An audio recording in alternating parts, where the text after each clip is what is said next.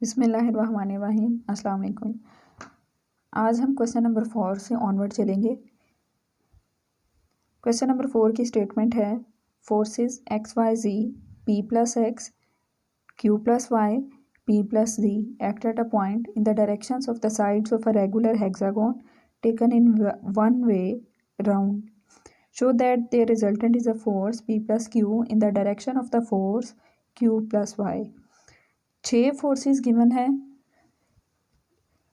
और ये एक्ट कर रही हैं on the sides of a regular hexagon taken one way round का पहले भी आपको बताया था कि जहाँ से आप शुरू करते हैं वहीं से ऑनवर्ड सारे हेड टेल मिलते हुए आप उसी पॉइंट पे वापस आ जाते हैं, तो वो वन वे राउंड उसको कहते हैं। अच्छा, हमने प्रूव करना है कि ये 6 फोर्सेस का जो रिजल्टेंट है उसकी डायरेक्शन होगी पी प्लस क्यू फोर्स वाली। पी प्लस क्यू एक फोर्स है, उस फोर्स की डायरेक्शन होगी और नहीं sorry show that the resultant is a force P plus q की मैग्नीट्यूड को हमने उसको शो करना है कि पी प्लस क्यू की जो मैग्नीट्यूड है वही रिजल्टेंट की मैग्नीट्यूड है और डायरेक्शन क्यू प्लस वाई की जो है वही रिजल्टेंट की डायरेक्शन है। सोल्यूशन की तरफ आते हैं। 6 फोर्सेस आपको फिगर में नज़र आ रही हैं और नीचे वाली फिगर में यहाँ आपको रेगुलर हेक्सागोन बनती नज़र आ रही है। इनमें से जो एक्स वाली साइड है ये एज इट इज़ यहाँ पड़ी हुई है।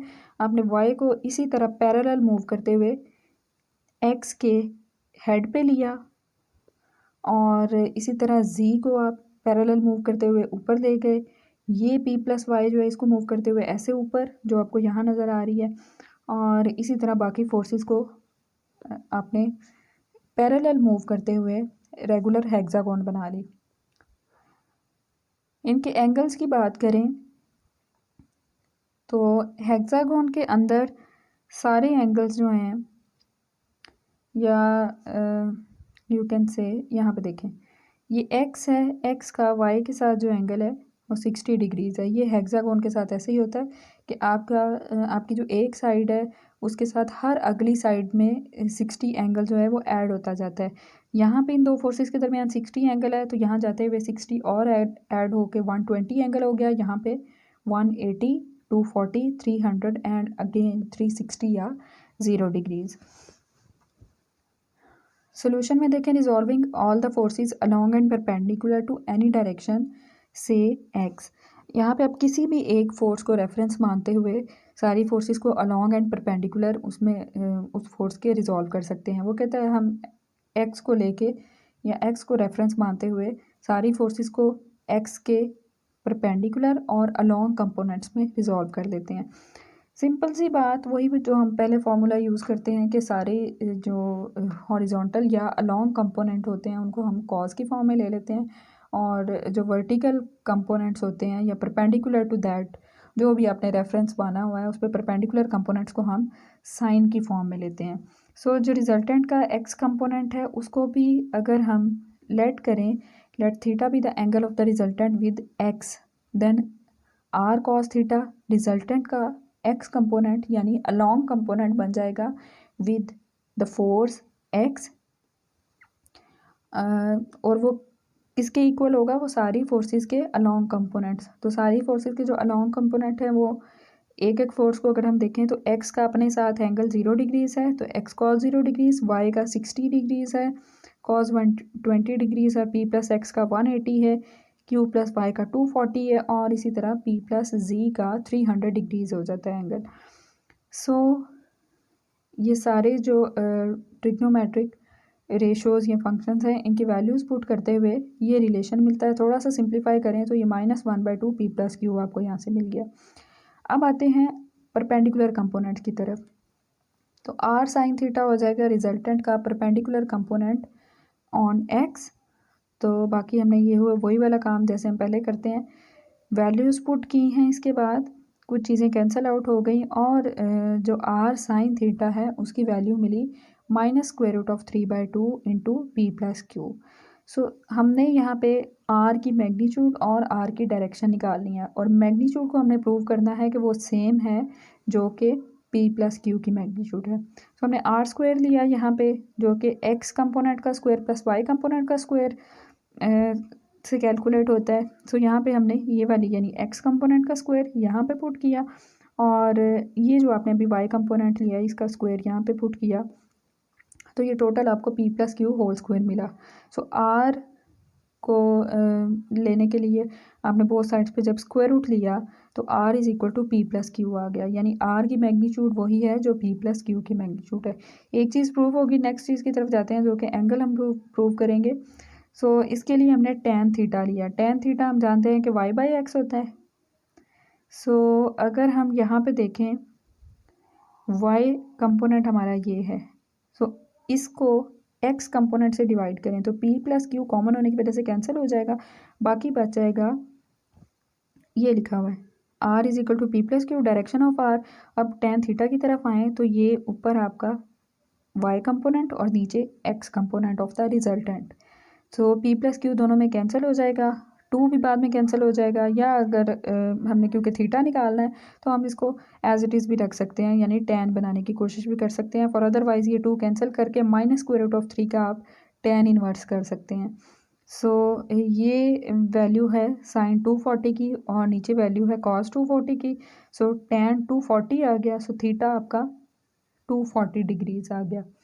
और अगर आप ये ऊपर जाके देखें तो ये q प्लस वाई का एंगल है, ये हमें प्रूव करना था। नेक्स्ट क्वेश्चन पे चलते हैं। Question number 5। क्वेश्चन नंबर 5 की स्टेटमेंट है forces 2 BC CA BA act along the sides of a triangle ABC show that the resultant is 6DE where D bisects BC and E is a point on CA such that CE is equal to 1/3A। Solution में पहले figure पे आते हैं। Figure में आपको side BC नज़र आ रही है। पहले तो ये आपके पॉइंट्स ABC है। आप इन पॉइंट्स को वैसे XYZ ले लें तो वो ज़्यादा बेहतर होगा, क्योंकि हमने साइड्स को भी फिर नाम देने हैं। सो एज इट इज़ भी ठीक है। ये ट्रायंगल के जो कॉर्नर पॉइंट्स हैं उनके नाम A B और C हैं, जबकि BC साइड आपकी रिप्रेजेंट कर रही है फोर्स 2 BC को, यानी B से C तक जो है वो पूरी साइड 2 BC फोर्स को रिप्रेजेंट कर रही है। और बाकी आपका सी ए एज इट इज़ रहेगा और बी ए भी एज इट इज़, यानी ये सिर्फ डायरेक्शन के लिए आप लेंगे।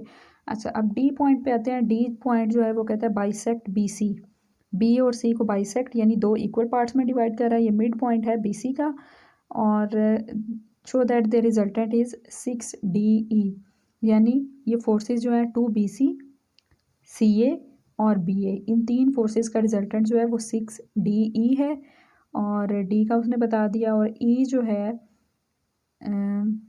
यहाँ पे ई शो करने के लिए कि ई क्या है, E is a point on C A such that C E is equal to 1/3 CA, यानी ई पॉइंट हमने लेना है CA लाइन पे। ये आपको ई पॉइंट नज़र आ रहा है जो कि 1/3 ऑफ CA है, यानी टोटल जो है उसको 3 इक्वल पार्ट्स में डिवाइड कर रहा है और वो एक पार्ट है 3 में से, यानी 1/3 यानी 1 part out of 3। So total हम 3 पार्ट्स करेंगे तो एक हिस्सा इधर रह जाएगा, बाकी 2 आपके उस साइड पे हो जाएंगे। इसमें सिंपल आपने लैम्डा म्यू थ्योरम जो है वो 2 दफ़ा आपने अप्लाई करना है और ये सोल्यूशन आपको मिल जाएगा। क्वेश्चन नंबर 6 पे चलते हैं। Forces PQR act along the sides BC CA AB of a regular of a triangle ABC। Find the condition that the resultant is parallel to BC and determine its magnitude. बहुत ही आसान simple बिल्कुल उसी तरह का question है जो जैसे हम पीछे काम कर रहे थे। ये फोर्सेस जो हैं उनको साइड्स भी उसने खुद ही बता दी थी। ट्रायंगल आपने ABC ली, जो BC साइड है वहाँ पे फोर्स P आएगी, CA पे Q आएगी और AB पे R फोर्स आएगी। सो ये P फोर्स, ये Q फोर्स और ये R फोर्स, एंगल्स हम उसी तरह निकाल लेंगे।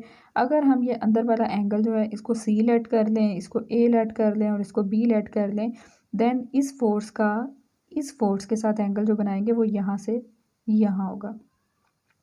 सो अगर अंदर वाला एंगल C है तो टोटल एंगल, क्योंकि पाई था तो पाई माइनस C जो है वो बाहर एंगल रह जाएगा।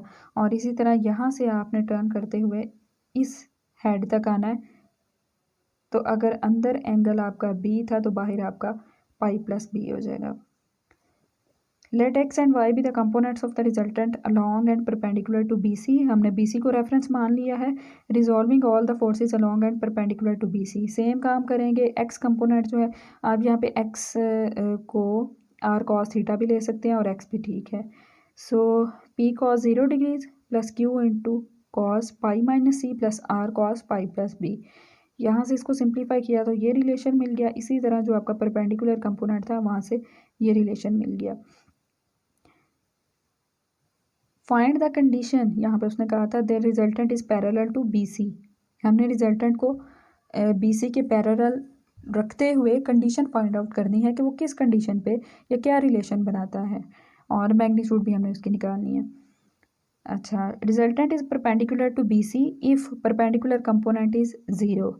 अगर यहाँ पे पैरेलल टू बी सी हो जाए, यहाँ पे नज़र आ रहा है, इसका मतलब है आपका ये पैरेलल टू बी सी का मतलब है इस साइड पे हो गया, यानी अलोंग कंपोनेंट हो गया। इसका मतलब है आपका परपेंडिकुलर कंपोनेंट नहीं होना चाहिए वहाँ पे, क्योंकि वो पैरेलल हो गया, उसका परपेंडिकुलर कंपोनेंट होना ही नहीं चाहिए। तो आपने जो परपेंडिकुलर कंपोनेंट ऊपर कैलकुलेट किया है इसको इक्वल टू 0 रखते हैं। सो इसका मतलब है Q sine C minus R sine B is equal to 0 हो जाएगा। यहाँ से ये रिलेशन आपको मिल गया। लॉ ऑफ साइंस पे आए तो लॉ ऑफ साइंस कहता है अगर आप ट्राइंगल की बात करते हैं तो साइन बी बाय बी, यानी ऑपोजिट वर्टेक्स पे जो एंगल है उसको साइड से डिवाइड करें तो रेशो सेम आती है।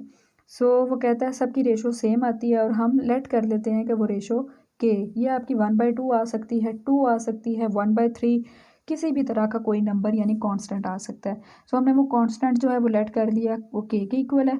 अब ये वाली रेशो भी के इक्वल है और ये वाली रेशो भी के इक्वल है। इन दोनों को अलग अलग करने से हमें यहाँ से रिलेशन मिला Q C is equal to R B. अब मैग्नीट्यूड की बात करते हैं। मैग्नीट्यूड ऑफ रिजल्टेंट हमेशा कैलकुलेट होती है इस फॉर्मूले से। यहाँ पे हमने क्योंकि पैरेलल टू बी सी लिया तो वो हमने कंडीशन फाइंड आउट, ये वाली आपकी कंडीशन वैसे आ गई है, लेकिन अगर दूसरी कंडीशन जो गिवन है उसको यूज़ करें तो नेक्स्ट हम उसको यूज़ करते हुए और रिलेशन बनाएंगे। अब हम ये रिलेशन यूज़ करते हुए नेक्स्ट जो है वो मैग्नीट्यूड निकालेंगे। मैग्नीट्यूड में हम y is equal to 0 put करेंगे ये, और तो वो r की वही मैग्नीट्यूड होगी जो x की मैग्नीट्यूड होगी, और x कंपोनेंट क्या है वो हमने ऊपर कैलकुलेट किया था, ये उसकी वैल्यू रखी। यहाँ पे हमारे पास q इन दोनों टर्म्स में से कॉमन है वो हमने निकाल लिया, cos c plus c by b into cos b हमारे पास रिलेशन आया। लॉ ऑफ कोसाइन कहता है ये, यहाँ से हम कॉस ए की वैल्यू निकालेंगे, जिस तरह कॉस ए की वैल्यू निकलती है इसी तरह कॉस बी और कॉस सी की वैल्यू भी निकल आती है। वो हमने दोनों वैल्यूज़ यहाँ पे सब्स्टिट्यूट की, एलसीएम लिया और ये सिंपल सा हमें रिलेशन यहाँ से मिल गया। यहाँ पे हमने एक और चीज़ के ये जो आर है इसकी हमने वैल्यू यहाँ से उठा के पुट की है क्यू सी बाय बी। वो हमने पैरेलल टू बी सी जब था तो वो जो कंडीशन आई थी वो यूज़ करते हुए हमने magnitude of the resultant calculate की, तो वो ये रिलेशन बन गया। नेक्स्ट चलते हैं, equilibrium of a particle. Definition क्या है? A particle is said to be in equilibrium if the resultant of all the forces acting on it is 0। ये हमने पहले भी पिछली क्लासेस में भी डेफिनेशन देखी हुई है। अब इसके लिए कंडीशन देखते हैं। Necessary and sufficient condition, consider the forces P1 P2 P3 up to Pn acting on a particle at a point O and R is there resultant. Then R जो है sum of all the forces, ये the sum of all the forces हमें मिल जाएगा। The necessary and sufficient condition for equilibrium is that resultant must be equal to 0। Resultant means कि उसकी magnitude equal to 0 होनी चाहिए, और मैग्नीट्यूड मीन्स ये, अब ये सम ऑफ स्क्वायर्स है और देन उनका स्क्वायर रूट है। स्क्वायर रूट तो हम यहाँ पे पहले ही बोथ साइड्स पे स्क्वायर लेके ख़त्म कर सकते हैं। Then sum of squares can never be negative, और इसलिए वो कैंसिल भी नहीं हो सकता। सो एक ही कंडीशन बचती है कि ये सारे कंपोनेंट्स इटसेल्फ जो हैं वो अलग अलग 0 के इक्वल हैं। So necessary and sufficient condition for a particle to be in equilibrium is that if and only if the sum of the resolved parts of all the forces are 0। यहाँ पे x, क्योंकि हमें already पता है कि x क्या है, x आपका रिजल्टेंट का x कंपोनेंट है, और वो कैसे मिलता है, वो सारी फोर्सेस के x कंपोनेंट को इकट्ठा करके, यानी उनका सम है। सो सारी फोर्सेस के x कंपोनेंट्स का सम, y कंपोनेंट्स का सम और z कंपोनेंट्स का सम जो है वो इक्वल टू ज़ीरो हो, तो तब हम कहेंगे कि रिजल्टेंट ज़ीरो है। और उसी तरह जो पार्टिकल है वो under the action of no force होगा, हालांकि वो नज़र आ रही होंगी ढेर सारी फोर्सेस, लेकिन उनका रिजल्टेंट इक्वल टू ज़ीरो होने की वजह से हम उसे कहेंगे कि वो इक्विलिब्रियम में है। If the forces are coplanar then reduces to only two equations. अच्छा, अगर कोप्लेनर है यानी टू डायमेंशन प्लेन की बात करें तो वहाँ पे जी कंपोनेंट क्योंकि ऑलरेडी नहीं होता, सो हम एक्स कंपोनेंट और वाई कंपोनेंट की ही बात करेंगे। अब नेक्स्ट है कि ज्योमेट्रिकल इंटरप्रिटेशन ऑफ इक्विलिब्रियम। इसमें पहला थ्योरम है polygon of forces. If a particle is in equilibrium under the action of several forces, these forces may be represented in magnitude and direction but not in position by the sides of a closed polygon taken in order। अगर सारी forces जो हैं, if a particle is in equilibrium, अगर सारी forces के under वो particle equilibrium में है, तो हम इन सारी फोर्सेस को मैग्नीट्यूड और डायरेक्शन के ख्याल से एक क्लोज्ड पॉलीगॉन की साइड्स से रिप्रेजेंट कर सकते हैं। अब यहाँ पे उसने कहा बट नॉट इन पोजीशन इसलिए नहीं किया क्योंकि हम पिछले क्वेश्चंस में भी आपने देखा कि अगर हमें फोर्सेस दी गई थी तो हम पैरेलल मूव करते हुए उन्हें एक पॉलीगॉन या ट्रायंगल बना लेते थे। सो उनकी पोजीशन एग्जैक्टली वही नहीं रहती थी, सिंपली उन फोर्सेस की डायरेक्शन और मैग्नीट्यूड सेम रहती थी।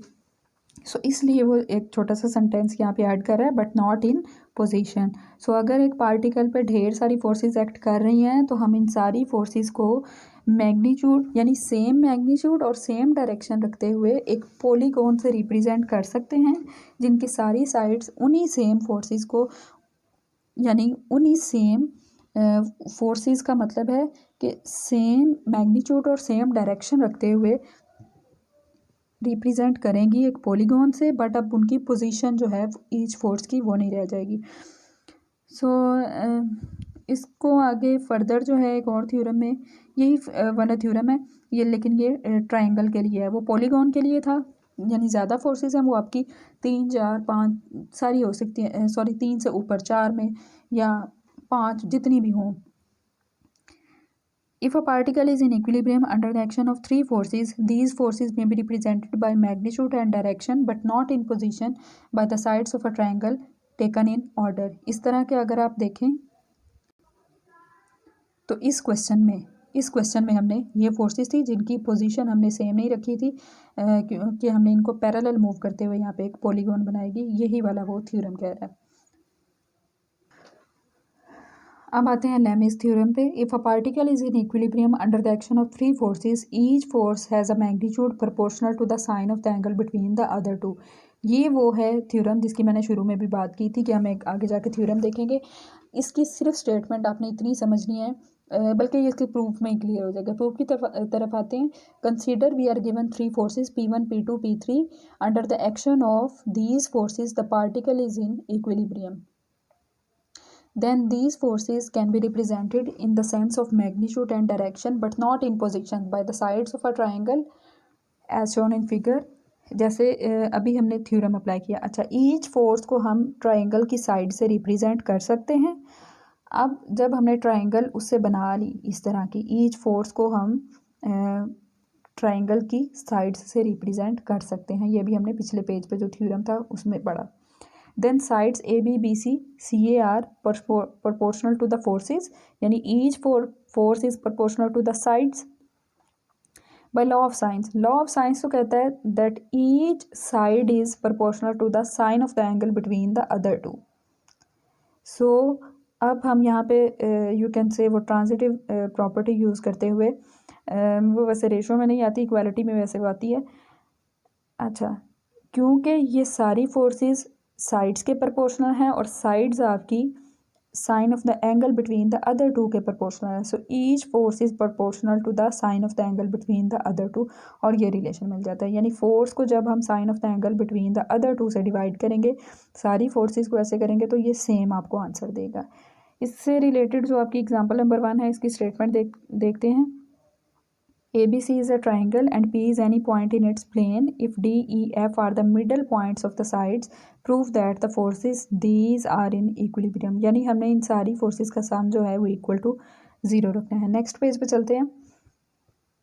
ये बिल्कुल छोटा सा इसका प्रूफ है, इसको आप खुद देखेंगे और साथ में आपने एग्जांपल नंबर 2 जो है इसको भी ट्राई करना है। ये एप्लीकेशन है लेमिस थ्योरम की, जो अभी हमने देखा। सो आज के लिए इतना ही। अल्लाह हाफिज़।